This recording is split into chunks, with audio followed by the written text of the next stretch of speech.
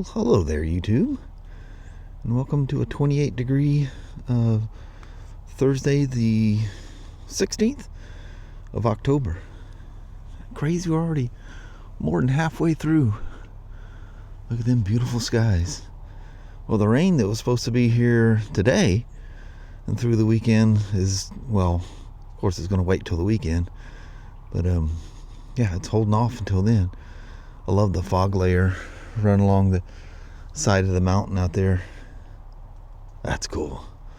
I love when you're riding a motorcycle and you go up a hill and you go through a fog layer and you pop out on the top and you're above it, and then you pass back through it when you're coming back down. I don't know. It's those simple things that bring you joy. You know, swallows still buzzing around. They haven't all left. But anyway, the little woman is feeling up to the task of coming to work. She got herself a whole caboodle of rest. I'm sure she'll feel weak by the end of the day. I did that Tuesday. I think I was even that way a little bit yesterday. Just, you know, gotta take it easy and let these things pass on by. But anyway, let's head to the Southland. Y'all come on low. 49 degrees, partly cloudy. It looks like the same clouds we had at home. Maybe they followed us. I think they did. Mama, welcome back to the grind. Sure, it's a lot nicer having someone beside you than just driving down the road by yourself. I know, Hubbard doesn't do well that No. way. If I'm on a motorcycle, that's fine. In a car, feels weird. Well, Mama, let's go in there and check it out. All right. All right. Have yourself a wonderful Thursday. You too. All right. Love you. See you. Bye. I love you. Bye-bye. Bye. Where did it go? All I had to do was top off the coolant bottle. And I've rechecked the oil level. And, well, preliminary. These things pretty spot on. You get them up to at least 100, well, it's 126. I don't know what that works out in Celsius. I don't know where that number came from, but oh yeah, it's nice to have the brakes back again. Come on, gal. Let's go do this thing.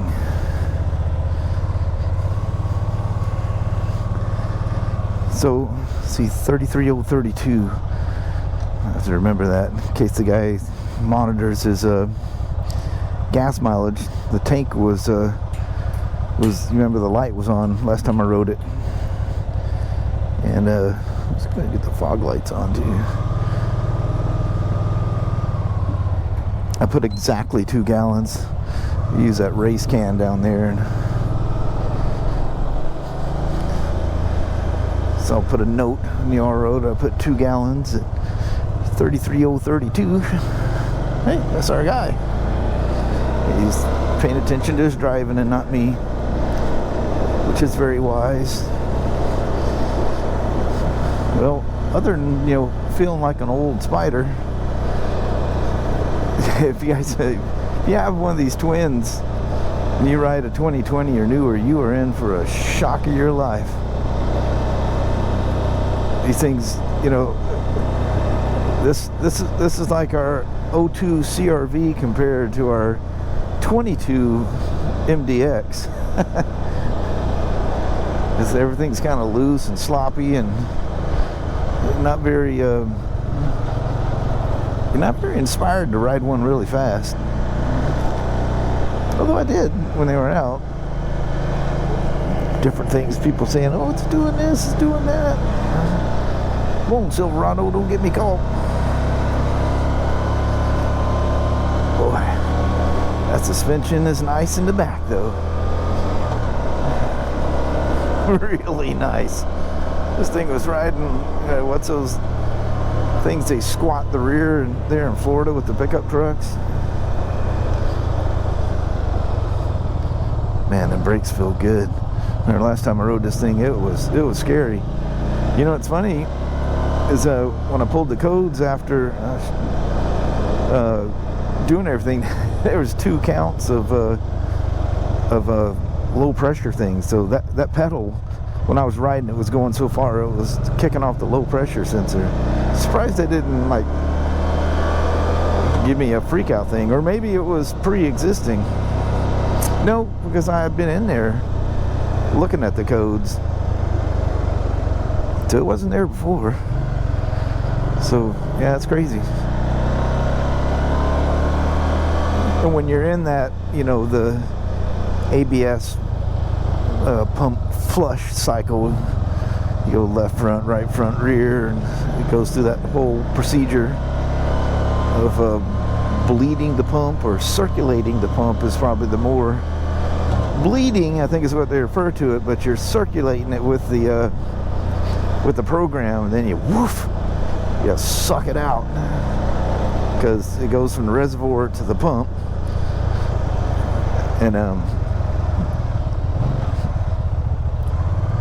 and then to the wheels. Well, you know how it goes. It goes from the reservoir, the pump, and the wheels, which is the VCM, the vehicle control module. Thinking about other things as I'm talking to you makes me say goofy things sometimes. That's a problem I've had all my life. What were you thinking, Smoak? Why'd you say that? Well, because I was thinking of something else. You ever think of something else, and the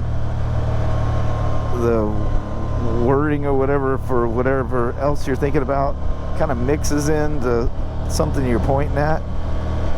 I can't think of an example offhand, but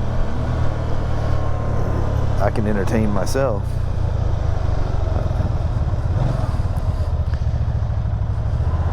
That's funny. I think all you guys have been around so long now that you're used to it, but I remember when I first started doing the videos, people were going, "You do realize you pointed right and said left," and weird things like that. I can't help myself.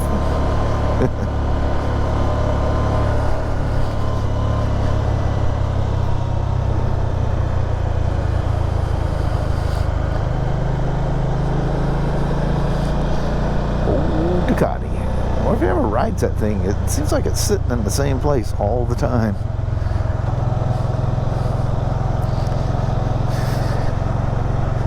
Well, what I was talking about, cycling the pump, it doesn't throw the codes, because it's in a mode. It knows you're going to push it to where the low pressure is a secondary. It's almost like a secondary brake light switch. When it goes that far, the system goes, "Yeah, you got a problem if the pedal made it to here."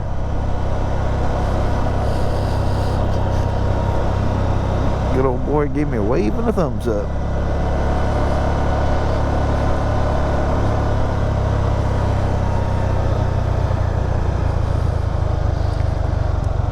One thing about this thing, it had no kind of codes or anything, no drivability stuff at all. All the updates have been done. You get these old ones that, you know, been sitting around a while. They haven't taken it to a dealer in a while, and there's some 10-year-old codes or updates that need to be done to the DPS or something, you know. Everything's up to date. The only codes we had this time was the passenger seat sensor not detected or faulty. That's because I was doing the brakes and stuff with the seat off. It's just, while the seat's off, it's so easy to get to the master cylinders there. Well, you seen it yesterday. I was showing you how it's just a big old hole. It's kind of a pain in the butt to have to take the seat off, so I won't take the seat off just to flush the brakes. But when you take the seat off, you disconnect that passenger detection sensor. So that was there, and the low pressure switch was triggered.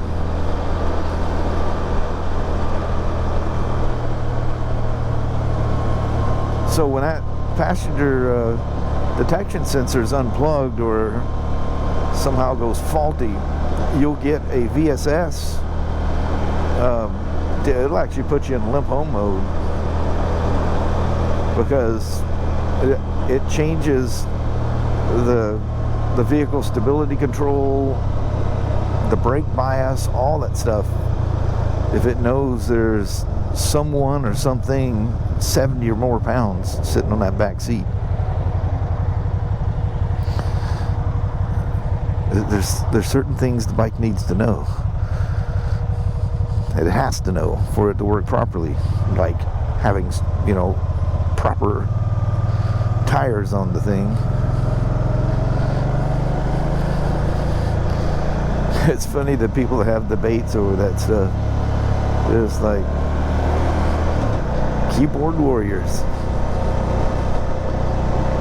People go, oh, you're just someone trying to, because they think I work for BRP, or that I'm not allowed to say things, you know, over the airwaves about the dealership or whatever. To actually, it's more profitable, way more profitable for us to sell some other tire. Like, you know, you never buy OEM tires from like Honda or whoever. The profit margin is way less, the cost is higher, so you got to sell it for higher, and we sell our tires at 10% over cost. So, I mean, you get a smoking deal on Spyder tires through us, as good as you can get, but that margin is much smaller. So, in the grand scheme of things, you know, 10% over cost, if there's a 30 or 40% markup, that's a pretty good deal. Who knows what our markup it is? It may not be more than 10%, because we're bound by MAP pricing. They make us look at that Volkswagen or Toyota. Yeah, I got so close I could see the emblem. I hope you guys seen that in the mirror. They do not pay attention to their world.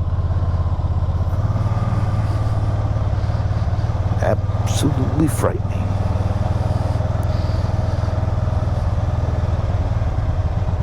I mean, it's so sensitive that the new tires that they came out with, the XPS, they're calling them, they're made by Kenda.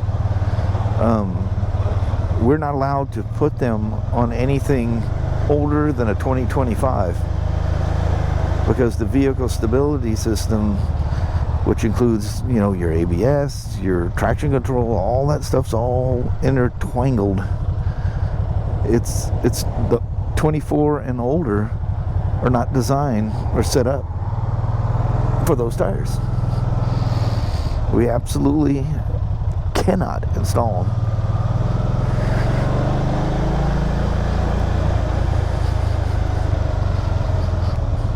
Which is a shame, because I know it's a weird thing, but you hear the sound of the tires. Remember, I came through here before and it was actually touching the frame when I went across there. It was riding so low. Well, you guys seen where the bumper stop was. Good thing it's a big chunk of rubber underneath there, because that would have been going metal to metal if that bump stop wasn't in that shot. But you can see all the, you don't normally see them all shiny like that, like it's been, you know, something's been rubbing on it. Oh, I didn't get a chance to show you. I forgot to come back and record it. This thing was bottoming out so much that I don't remember if it was the left or right hand side, that plastic plate, which is the inner fender. There's one side that the tire was actually hitting that. That's crazy. Yeah, it was not fun to ride. They're gonna absolutely just love this thing now. But it sounds like they ride two up a lot, so that's always cool. I got a touch there, but that was a skid pan up front. That wasn't the rear. Speaking of skid pans, I should have shown you that while it was up in the air. You might have got even a little peek of it while I was walking around over the days. I mean, he has flat used the skid plate on this thing. You only see the scuffing on it if you have it up in the air and you look underneath it. or if you roll a mirror underneath there, like you're looking for stuff under a car, you know, like at border crossings and stuff. Absolutely, whatever he's been hitting, he's been hitting a lot of it. Been going out having fun, apparently. It's done its job. Nothing's broken. It just has lots of scratch marks where he's been hitting stuff. He's probably been riding this thing. Oh, look. His parking spots were all full. He had to use an ulterior auxiliary parking area. Nice to see the old sea to sky, though. Well, something I haven't done in a bit, because I thought it was getting a little long in the tooth. Just pulling over here and doing a walk around. Hey, we can play some basketball. You remember, if you guys old enough, remember when the Globetrotters was a thing? And they had those red, white, and blue basketballs? And that just became a thing. Everybody had to have a red, white, and blue basketball. There was never such thing before. I might have walked around this thing before. And no, the backrest isn't normally like it. It faces too far forward for me. He had the covers. There's some hooks on the cover that goes behind this, and he had them out for so long it leaves wear marks on there. Be surprised how often they're like that. I found like wrong body clips and wrong screws missing washers. You find that when people tinkering around. And his little springs were getting janky. Actually, one of his spring holders is actually broken. I looked to see, because I used to keep those things. I don't have them. I don't even know if they're even available anymore. But I tweaked his springs. They're just it's kind of a, looks like a paper clip kind of thing on the backside. It hooks on the back, and the nose of it goes into a little captured piece in the plastic where that little nose piece is missing. So I use that Kluber grease that, I remember I used that for rebuilding the transmissions on the K1600s. It's actually for the clutch shaft on a 1330. They may have us use it on that too, I don't recall. But anyway, I've had that tube, geez, I don't know, a good 6 to 8 years, who knows. I got some visitors here. But anyway, he's a good old gal. He's got lots of stickers from his riding associations. Oh, I didn't click his thing back here. I was double checking the setting for his ACS, the high and low marks. So I had the had the seat off putting the gas, put 2 gallons of gas. I think, what, did I open the seat for that? I didn't. Had the computer sitting on the seat. She's a pretty one.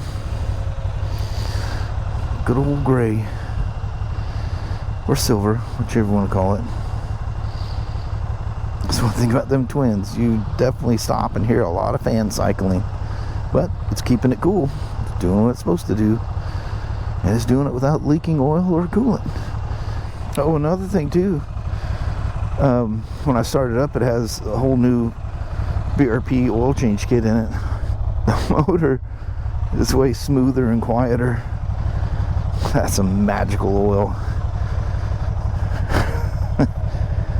We used to have these old Yamaha twins that would, when you set the valves correctly, they would clatter. So one of the things, you put 2050 in there if it was nice weather. Well, service manager one day goes, "Smoke," he goes, "just put some of that 540 XPS, oil out on the synthetic blend." They call it full synthetic. Technically, it always was full synthetic because it's 70% synthetic. At that point, I mean, it's full synthetic. I think it only has to be 50 something or 60% to be considered 100% synthetic. The 30% of BRP stuff that's not full synthetic is things to help protect, like people with short running their bikes. It's got a whole bunch of, you know, rust prohibitors and all kinds of stuff inside there, because people are not going to listen. They're going to short run them, and they rust up the inside of their motor because it turns to milk. Well, there's something in the BRP oil that helps counter that.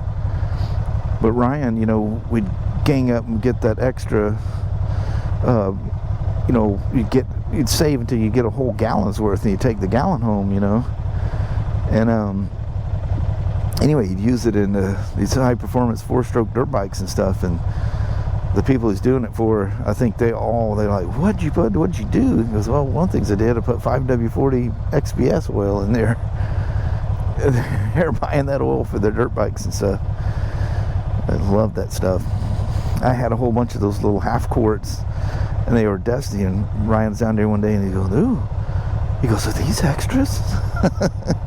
I said, yeah, I didn't use them fast enough. I got somebody wandering down there probably looking for me, so I'm going to bail out on you. Appreciate you coming for a ride the second time on the 2012 RTS. Everything is like perfect. Lovely. So they found that petcock. You remember, did I tell you this story? That showed we had the petcock in stock with the XR70. But when Kelly went to look for it, it was in a return. A customer bought it and returned it. And we couldn't find it. So we thought it got returned. It just wasn't kicked out of inventory. So when I was pulling in, Jeannie brought it out to me. She goes, you just need to pay for this. She goes, I found it. She goes, it was in a weird spot. So I didn't notice, and Kelly calls down. She goes, you need to give that back to Jeannie. I go, why is that? He goes, the reason he returned it is the petcock lever is frozen. And I mean, it's frozen. Then I realized it's got a staple in it. I didn't even realize the package was open. I am a person that will not take something in an open package. I mean, literally, I don't care what it is. I will not take it. Drives Kelly absolutely bat poop crazy, but I will not take it. If it's been open, somebody's been messing around with it. One thing I'm noticing is I thought it came with the gasket, and it does not. Because usually the groove for the gasket is in the petcock. I'm just probably thinking 100 years ago. But anyway, the other one's coming. It's coming out of California, but I think it got ordered yesterday morning, so I don't know how quick on to send stuff. But anyway, I'm gonna walk over next door and give the Genie. Well, hello there, YouTube. Mama made it through the day. Barely. She's got other things going on that we won't discuss. That's another problem that I think it's everything leaving the system, you know. So we'll see how tomorrow goes. But it's nice getting that 2012 together. And yeah, that guy's going to be happy. I don't know how long that suspension's been like that, but that's going to be a pleasure to ride. I got to imagine for a while, because it had little skid marks on that little inner fender underneath there, and then you've seen the shiny marks on the shock where it's been riding on that bump stop a lot. But anyway, it's nice to get a big job like that done and get a customer out riding and happy. Yes. But on that, we're gonna bounce out. Alrighty. Well, thank you guys so much for watching. We really do appreciate it. We will talk to you tomorrow. Same Smoak time, same Smoak channel. Don't forget to give her a thumbs up, and you guys have an amazing Friday or Saturday. Heck yeah. All right. I'll see you tomorrow. Yes. Appreciate you watching now. Bye-bye.